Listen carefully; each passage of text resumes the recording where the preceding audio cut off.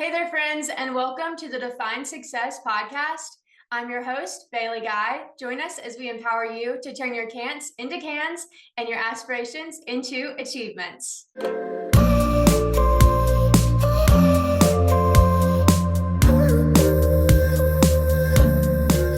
Hi, everyone, and welcome back to season 2 of Define Success. I have such an amazing guest today. This is Miss America 1995, Heather Whitestone McCollum.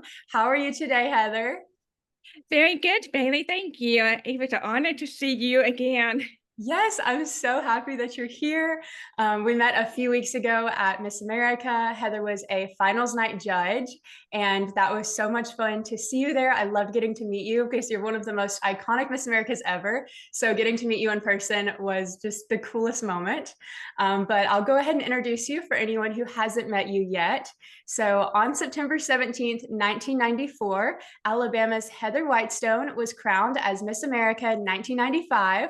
During her year of service as Miss America, Heather focused her efforts and activities on motivating our nation's citizens to achieve their dreams through dedication, commitment, and hard work. As she was delivering her message, "Anything is possible," Heather sought to inspire individuals to achieve their goals through the S.T.A.R.S program. As Miss America 1995, Heather traveled an average of 20,000 miles each month and spoke in a different city every other day and traveled to all 50 states. Heather Whitestone was the first woman with a disability to be crowned Miss America, having lost her hearing at 18 months old. As Miss America, she partnered with the Alexander Graham Bell Foundation to spearhead a national initiative to ensure that all newborns receive a hearing screening test at birth. At the end of her campaign, every state in the United States had adopted a newborn hearing screening program. In recognition of her influence, Heather has been selected by 2 U.S. presidents to serve the nation. Heather and her husband, John, now reside in Georgia with their 4 boys, John, James, Wilson, and Liam. Such an impressive life story. That is just a little clip of it because there was so much more. And so, I mean, you've just lived such an incredible life. And so, but I want to go back to your crowning moment because I read that during your crowning that you actually couldn't hear the announcer saying the first runner up. And so you actually looked to the other contestants to see who had won. And so take me back to that moment and what that was like. Yes. When of course when I look at the which he was announcing who won the crown, I can only see half lips. He was looking at the camera. He had to talk to the camera.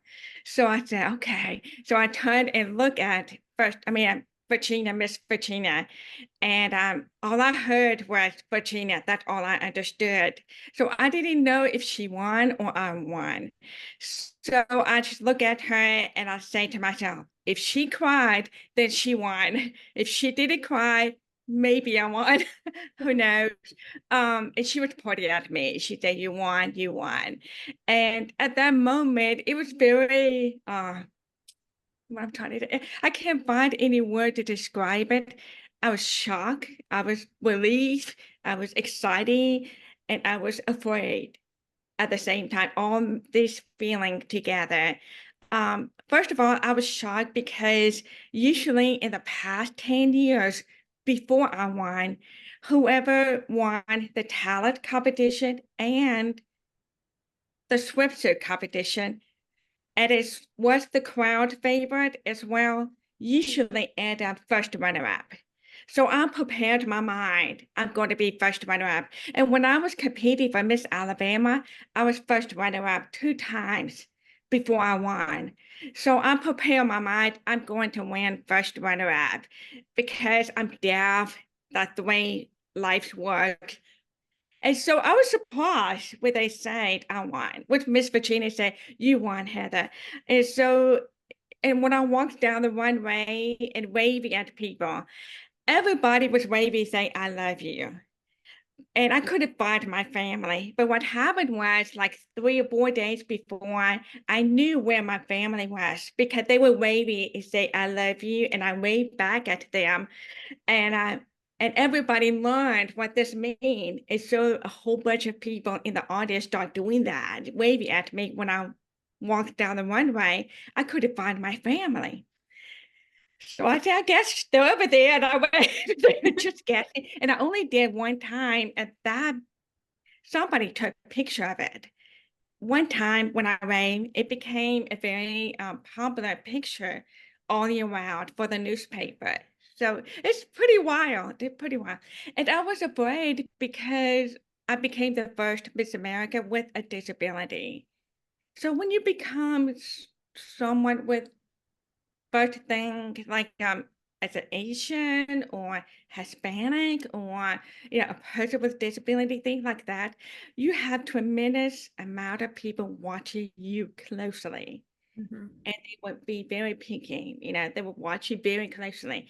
So you have to be careful with how you say it, how you act.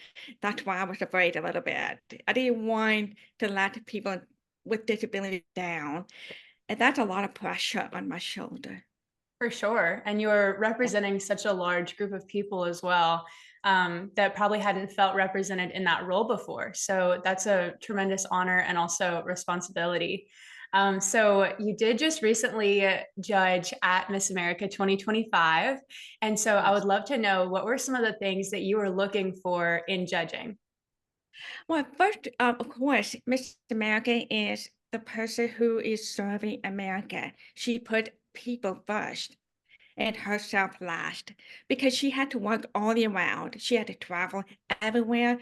And it doesn't matter how tired you are, you have to smile. Because everybody want to meet you, and you only make one impression. You represent the organization, Miss America organization. So I want to see how she handled under tremendous pressure on the stage. Even when she made a mistake, it's okay to make a mistake. I'm curious how she handled her mistake. And if she handled it very well, she get good point. So, you don't have to be perfect when you're competing. You should have to be very creative, very humble, and very smart, like sharp, and think quickly. Yeah, when you answer the question very briefly, um, if you don't answer the question, then because sometimes contestants did not answer the question. I think that's not good because when you're on television, on TV news, and you have like 30 seconds or 40 seconds, and that's it. That's all you have on the national TV shows. So if you don't answer the question and you don't do it well, you will never have a second chance to be on the national TV show. So that's why it's so important for the contestant to answer the question and be very creative. If she want to talk about something else, that's fine. Just answer the question first and then talk something else. Yeah. Um, yeah. You have to Thank be you. That. good at everything. Everything. I found that when you have interview competition, whoever made the most impressions usually have a greater chance to win. And that's usually not the only one contested. There are several of them who had great interview, and they have a chance to win the title. It doesn't mean they're going to win for sure. It's just that they have more score to start with, because the interview competition comes first. And then if you're good at physical fitness, um, talent, and interview on stage, then you have a tremendous opportunity, a chance to win. So you have to be perfect at everything. It's possible that there is 1 point difference between the winner and first runner up. So you need to make at least 10 score at everything because it's very competitive. Mhm. All the all the top 11, they're fantastic. Very impressed. All of them are ready to run for the president seat or the CEO of a big corporation because they're sharp, they're interview fantastic, they know what they're hard workers. For sure. So yeah. Yeah, that was really awesome. It was really cool to hear the insight on the top 11, the onstage question, and definitely answering the question. But okay, so one of the things that I really want to know was there ever a moment leading up to winning Miss America where you thought, oh my gosh, I'm about to be Miss America? Or was it a complete surprise? Or did you kind of have a feeling that it might be you? I never thought it was me, but I just felt that I knew I would be on the stage dancing for the Lord. I had that feeling, winning, not winning, but dancing, yes. And that happened 1 year before I competed for the Miss Alabama and Miss America. I went to Atlantic City to watch the Miss America in 1994. And that was Kim Aiken who won at that time. She's from South Carolina. I was in the audience watching, and I just felt in my heart, I kind of felt at home there. And I felt that God was saying to me, I want you to dance for me right there on stage. He doesn't say I'm going to win. He didn't say that, but I just felt like I had a good chance. At that moment, I was thinking about quitting, not competing for the Miss America pageant anymore. I know now they say Miss America opportunity, but back in my old days, I say Miss America pageant. So that when God said, I want you to come back at the Miss America pageant and dance for me, and that's when I was walking on the stage with my mother in Atlantic City after the pageant was over. Everybody was left, yeah, the audience, and then was guys sweeping the floor, and I walked to the man who was sweeping the floor on the stage. I said, "Can I get on the stage?" He said, "I don't care. Go ahead. Come on."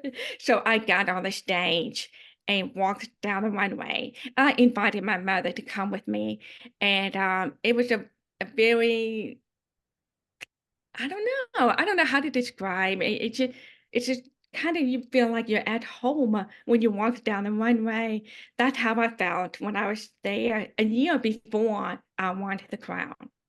Oh my goodness. Wow. Wow. That's like such an incredible story. I've never heard that before. Wow. That's really amazing. Um, oh my gosh. Wow. That you got to walk down the runway a year before. And then, what a foreshadowing moment that you would do the same after being crowned Miss America a year later. That is so incredible. Okay. Well, what is something that you wish that you would have known before winning? Oh man. Oh yes. I wish they told me no matter how tired you are, you need to be the last person to leave the room. In other words, if everyone wants an autograph from you, you say yes to everybody. I'll tell you why. Because when I was working for the sponsor during my rainy year, there was a long line of people. I mean, it's like I guess hundreds of people in line who wanted my autograph back then. And my traveling companion, she worked for the Miss America organization, and she's great. I love her. She's like my second mom. So I will travel with her if it start all over again. She told, okay, time out, Heather had to go, and so we cut the line. I mean, we ended, my autograph session, and I left. And there were some people, especially the girls, who were crying. And I never forgive myself for. I mean, it's not my fault. It's not my traveling fault because we had to leave to go to the airport to catch a plane. That's why we had to do that. Now I'm 51, and I say to myself, I wish I said tough luck. I'm staying here. I'm going to finish it and I'll catch a plane later. I can reschedule and catch a later flight. I didn't understand that. So I wish I had done that. Yeah. Wow, that's really inspiring and a good thing to know, for any title holder to remember that for a lot of people, they only meet a Miss America one time. And Exactly. for even more people, they won't ever meet a Miss America, but that state title holder or the local title holder might be their Miss America that they meet in their lifetime. And so that's really good to know that staying with it and being the last person to leave the room, that's a really good piece of advice for anyone who has a title, whether it's Miss America or even a local title holder. I'm Miss Music Row right now, and that's a really great advice that I will definitely take with me. So what is something that uh, of all the things that you've done throughout your life, maybe it was your year as Miss America or something specific that happened that year, what would you say has been the most successful moment of your life, your greatest accomplishment, I would say, from everything that you've been able to do? You've written several books, you've served the country, you've done such amazing things. I made a lot of appearances on TV shows, in national people, I mean, like magazine, like People Magazine, U.S. News. Um, I met the president, yeah, President Bill Clinton back then, and I was not alone. I was with a traveling companion, and it was pretty wild. And I went to the White House twice. I met Hillary Clinton. I met really neat CEO of big corporations, but the biggest accomplishment was meeting the children with disabilities. And they were looking up at me, not really me, at the Miss America crowd. That's what they were looking at. And I remember one time a mother was saying to me, "Can you let my son touch your crown?" Because he was both blind and deaf. He can't see the crown. So I said, "Okay, sure." So I hand him my crown and let him feel it. His eyes was wide open. He reminded me of Helen Keller. When Helen Keller touched the water, and she realized this has a name. The feeling that she had in her hand, the lingering, that is called water. And same thing with this boy. He didn't his mom tried to describe what the clown looked like. He thought she said a clown, like a stuffed animal clown. So he put it on his head. His mom said, "What are you doing? You told me Mr. America wear a clown on her head." He didn't, I mean, he's only 11 years old. He didn't understand back then. So when he touched my crown, that's when he first realized this is actually the real crown. This is what the queen and the king and Miss America and all other beauty queen was wearing. So to me, that's the biggest accomplishment when you meet the children with disability and when they didn't think they can achieve their dreams on, being a normal, people, they can do it. And so when they first saw me, especially with the crown, they are more determined and they want to work harder. To me, that's the biggest accomplishment than being on the president committee on the employment of people with disability, working for President Clinton or meeting Newt Gingrich or being on Jane Leno's show, the TV show. He's really awesome. Jane Leno. I didn't like him at first. I did not like him at first. But when I first met him, he knocked him out the hotel room because the TV show was taking place in the hotel in Las Vegas. And he was a guest in Las Vegas. And they have hotel rooms for all the celebrities, to get ready to go to the TV room. And so he stopped by and knocked at the door on my door, and I opened the door and I saw him. I said to him, "What are you doing here?" That was my first response.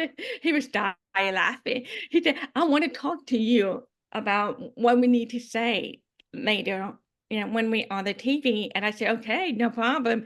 But my traveling companion was there. And so he walked in, remember, I didn't like him at first, but I had to go there and talk to him because NBC was sponsoring the Miss America pageant.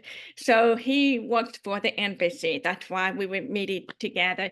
He said, "I want you to tell a funny story that encourage parents not to feel sorry for the children with disabilities."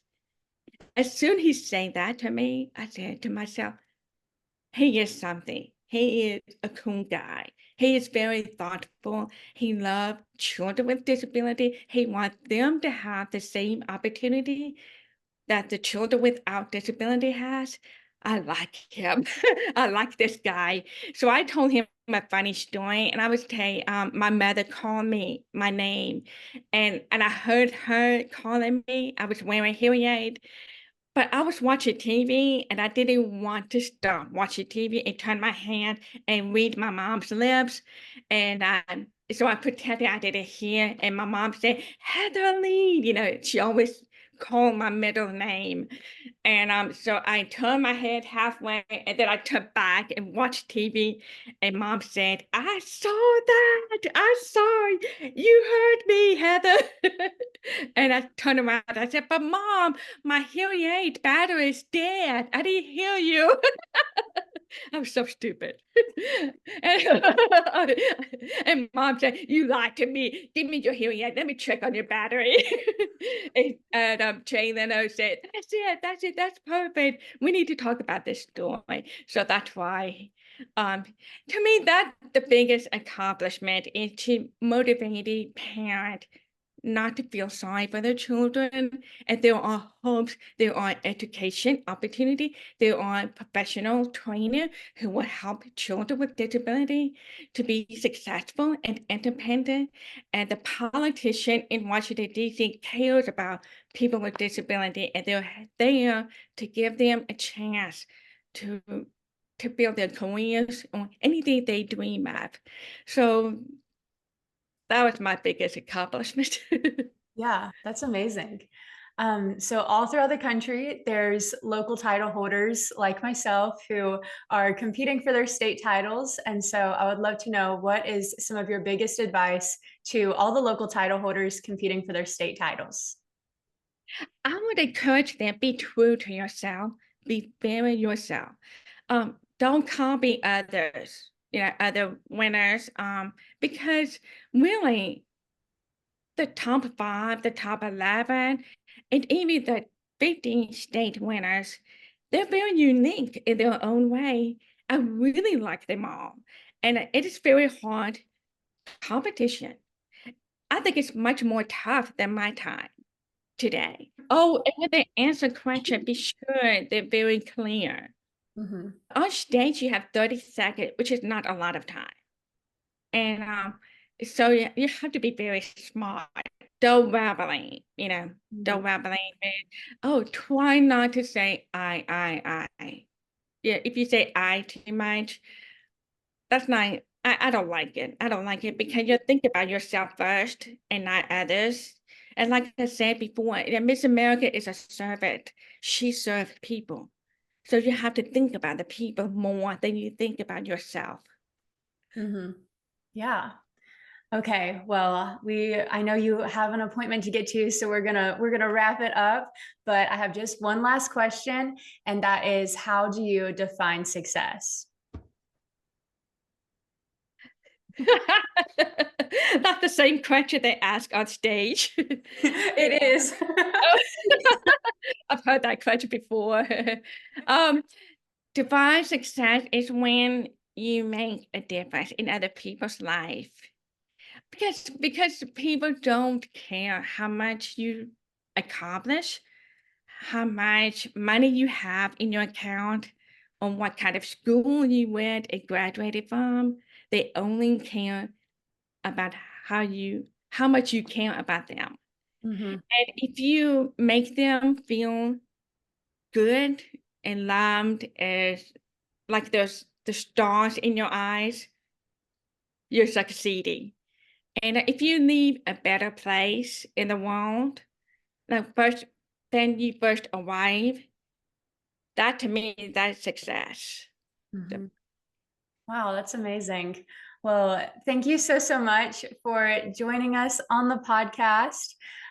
You've lived just such an incredible life, and there's so many lessons and stories that title holders, but also just anyone in the world, can take from you and can apply to their own lives. So, thank you so much for your time and all of your wisdom that you shared with us today. thank you. Thank you for inviting me. It's an honor to be on your shows. It's my first time to do this on computer, whatever it is. I'm an old-fashioned woman. I'm 51. Well, you did an amazing job. So, thank you so much. How much you welcome. Bye-bye. Bye bye. Hi, friend. Thank you so much for joining me for another episode of the Define Success podcast. If you enjoyed this episode, please give me a like, follow, or subscription on whatever streaming service you're watching on, and to head over to my YouTube channel to watch my vlogs for more insight and tips on the journey in both pageants and in life. Also, head over to my Instagram at BaileyGGuy and connect with me there and let me know what you want to see in the next episode. Thank you so much, and I'll see you next time.